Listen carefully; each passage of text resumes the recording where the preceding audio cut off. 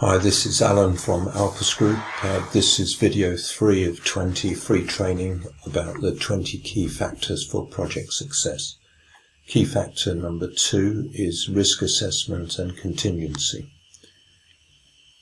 So Alpus recommends the following 20 key factors are addressed to ensure project success. This is the full list. A clear and concise brief, which we covered in the last video. And then in this video we're covering risk assessment and contingency.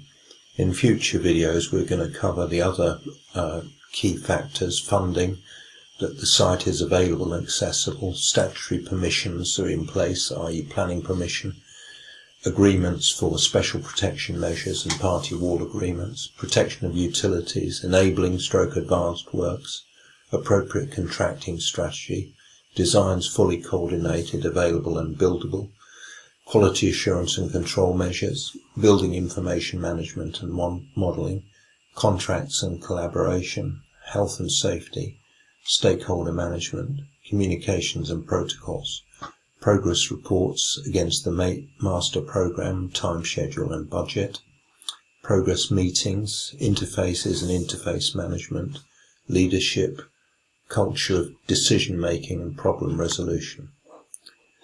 So key factor 1, which is what we covered last time, is a clear and concise project brief. So just to recap, the clear and concise project or program brief must define the scope of works, the fundamental design parameters, and the employer's owner's requirements, such as the budget, cost, program time schedule, and specific operational performance requirements and quality requirements. The project or program brief should reflect the vision of the sponsor of the project or program. So when property investors and developers consider a potential project, they may not immediately be able to define what the end result that they're seeking may be. This is because there are multiple ways to develop any particular potential development or investment project. Therefore, the first step in developing the particular project brief is to look at the available options for that site, for which you would need market research to see what is in demand in that particular area. Once you've identified all the possible options for any site, then you'll need to evaluate them and then choose preferred from all of the available options. So the options for the development site may be limited by the existing planning permission, the category of use that the site has been granted, such as agricultural land, residential use, commercial use. And you may have in mind that you've identified a suitable purpose, but you need planning permission for it, for example, a hotel or other use which isn't covered on the present usage. So you need to check that the local planning policy will support such a development. Project site may be suitable for different types of development, commercial, residential, industrial, etc. So in evaluating the different options, you need to evaluate the likely gross development value. For example, 16 houses on a 1 acre site with residential usage is likely to have the highest value, whereas a hotel usage on the same site may give a lower return on investment, as would retail or industrial on the same site, or even petrol filling station or electrical charging station. So the site may have an existing usage class that you need to develop with a new planning permission. So you need to seek outline and detailed planning permission unless you have permitted development rights under the Town and Country Planning Order 2015. You would also, for whatever development you carry out, need building control permission. So the risks of the alternative options need to be evaluated, especially the risk that planning permission may not be granted for your chosen development, or it may be partially granted or conditionally granted. So there are a number of possible outcomes.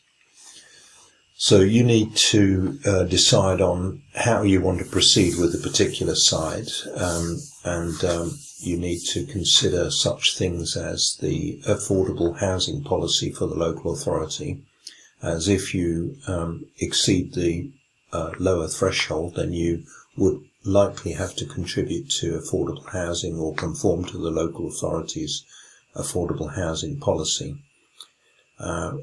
Permitted development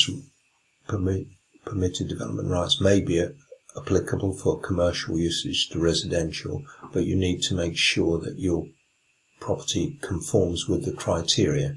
That is, the building has to be suitable for such conversion and within the local authorities' criteria. So each risk needs to be evaluated.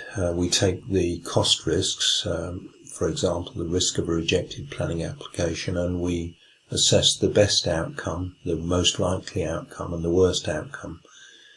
And we look at the probability of each of these factors. So the best outcome would be that the planning application is not rejected. The most likely outcome, we think, on this particular occasion would be that it is rejected, which would incur additional fees.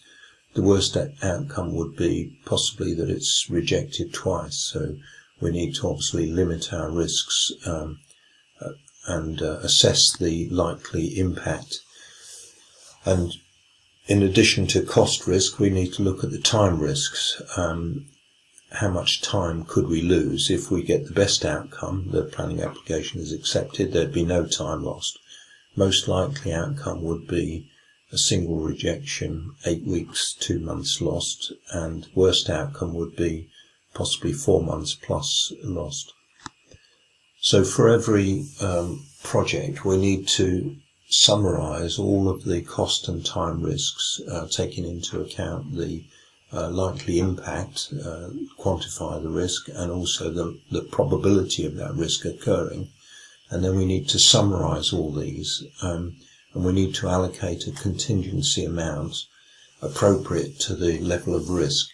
So depending on the stage of development, you could well be looking at 10 to 20%, depending on if it is a development design, or you could even be looking at as much as 50% risk allocation. And you need to take account of this risk in the funding provision. It's no good getting funding for what could be only part of the cost and the time taken to do the job. Your risk assessment needs to take account of all the factors and the likelihood, the probability of completing to your time and to budget. And we wouldn't recommend that you seek funding for any less than 80% of the 100% value, 100% probability of completion. So we can explain this in future examples, but the point is that it's no good getting funding for what would be your first assessment at the cost and time. You need to fully risk assess the cost and the time depending on the state of your design. If you've only got a fag packet design, you're not going to have the means to easily quantify what the likely cost and time of that scheme is going to be. And to be sure of completing within your funding limit, you need to fully risk assess your project. This is our contact details, www.alpusgroup.com. You can contact me, Alan, at alpusgroup.com. Telephone 07539141257. I'm also on Skype, WhatsApp and Zoom. If you want to book a 30-minute exploratory call with me, you can go to https:/calendly.com/AlanJE, and we can also give you a free contract checklist if you go to the other URL, which is in the description, and you can see the way that we assess risk on contracts as well. Okay, that's all for now, so see you in the next video. Cheers.